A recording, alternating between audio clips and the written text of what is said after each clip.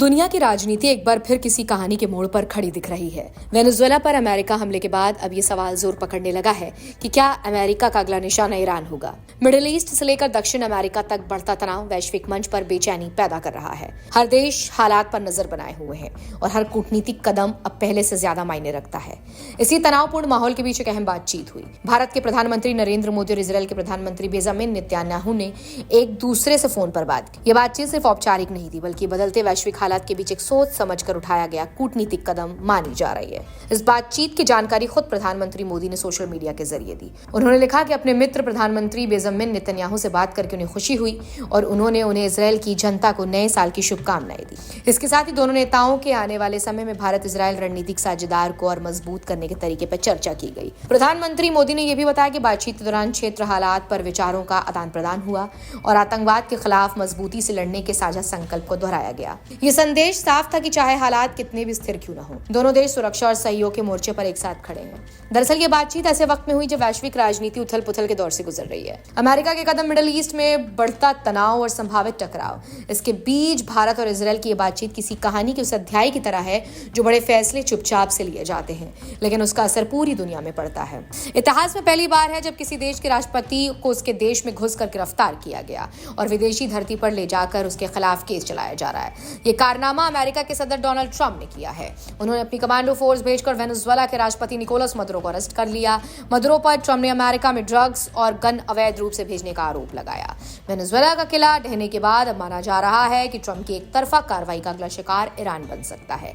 अगर अब Trump Iran पर कुछ एक्शन लेता है तो उसमें कोई आश्चर्य नहीं होगा, क्योंकि हाल ही में ईरान और इजरायल की एक झड़प के बीच अमेरिका ने ईरान पर बम बरसा दिए हैं। बता दें कि भारत और इजरायल के रिश्ते हमेशा से ही अच्छे रहे और जरूरत पड़ने पर इजरायल भारत के लिए हमेशा खड़ा रहा। इजरायल लगातार भारत को अत्याधुनिक हथियारों की सप्लाई करता रहा। इतना ही नहीं, यूनाइटेड नेशन से लेकर आम वैश्विक स्थानों पर भी इजरायल खुलकर भारत के पक्ष में खड़ा होता आया है।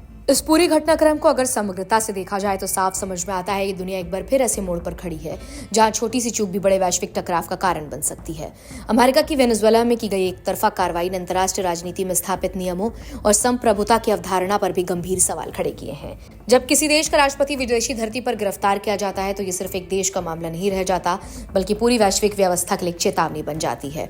यही वजह है कि अब ईरान को लेकर आशंकाएं गहरी हो गई हैं और दुनिया ये सोचने पर मजबूर हो गई है कि अमेरिका का अगला कदम कितनी दूर तक जाएगा। ऐसे स्थिर और तनावपूर्ण माहौल में भारत और इजरायल के प्रधानमंत्रियों के बीच हुई बातचीत विशेष महत्व रखती है। ये संवाद सिर्फ नए साल की शुभकामनाओं या औपचारिक शब्दों तक सीमित नहीं था, बल्कि इसके पीछे बदलते हुए वैश्विक हालात की गहरी समझ और भविष्य की रणनीति छुपी हुई है।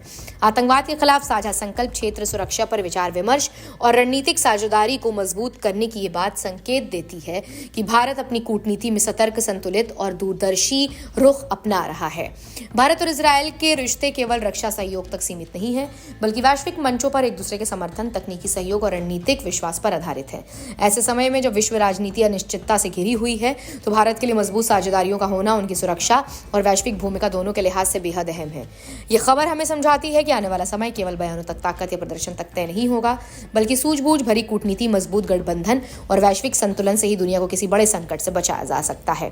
आज पर्दे के पीछे होने वाली बातचीत ही कल दुनिया के दिशा तय करेगी और भारत जैसे देशों के फैसले अंतर्राष्ट्रीय राजनीति में स्थिरता या स्थिरता दोनों में से एक की नींव रख सकते हैं।